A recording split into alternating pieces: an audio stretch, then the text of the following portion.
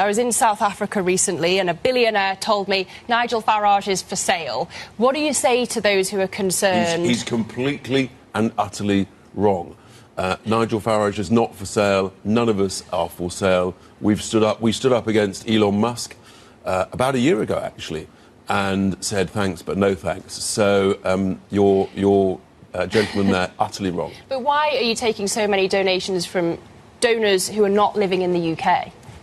Look, all political parties take donations as long as they are lawful, in accordance with electoral commissions, because otherwise you can't exist, you can't function, you can't have good infrastructure, good research teams. And the markets want to have the confidence that we know what we're doing, we know what we're talking about. And the simple answer is we do. And we've been talking about concerns over rising bond yields in the UK, spending more than we're earning. I've been talking about that for many, many months now.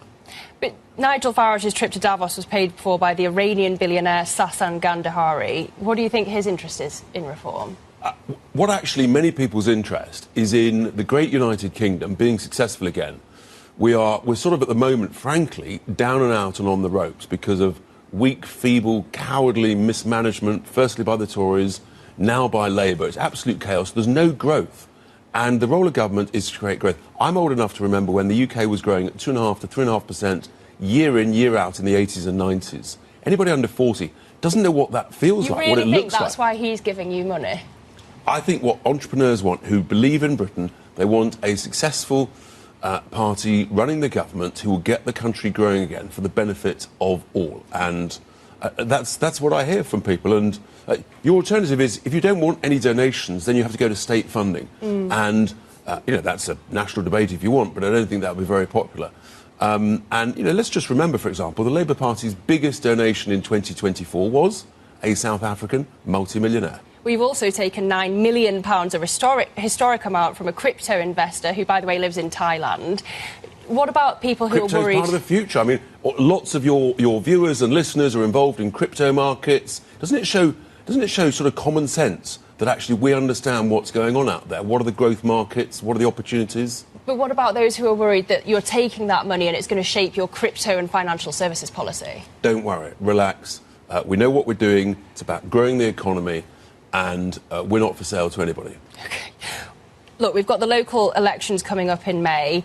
What's success going to look like in London for reform? In London, well, there's about 1,800 seats up for grabs across the whole of London. We will win some councils from a standing start in London, and that's going to be a remarkable thing. And also elsewhere in the UK, where we're allowed to have elections, where Keir Starmer hasn't cancelled them because he was terrified that he was going to lose to reform. I mean, this is what's going on. That's what you do in sort of dictatorships in different parts of the world, as opposed to one of the greatest democracies in the world. And truly shocking. But yeah, we're fighting hard for every seat, and I think we're going to surprise people on the upside. You're also fighting hard to claim ex-Tories to join reform. You've got more Boris Johnson cabinet members than Kemi Badenoch's shadow cabinet. How do you defend that when you criticise former Conservative governments? Because lots of good people in the media are saying, hang on, you haven't got much experience to run the country, so now we've brought in a bit of experience,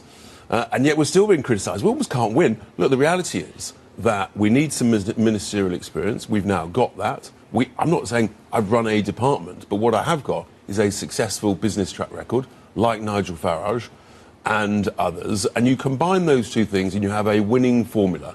And the key thing is you have to get this country, our economy, growing again. We have to make people up and down the country feel better off, feel there's a reason to go to work. There's a reason to be an entrepreneur, a small business owner, to be successful, to invest in crypto, to invest in the latest technology using AI, improve our productivity, all of these amazing things. We've got to get going again, as opposed to being stagnant. OK. Richard, thank you for coming in, explaining your position. Good to see you. That's Richard Tice, Reform UK Deputy Leader. Well, switching focus now, the Winter Olympics got underway in Italy over the weekend.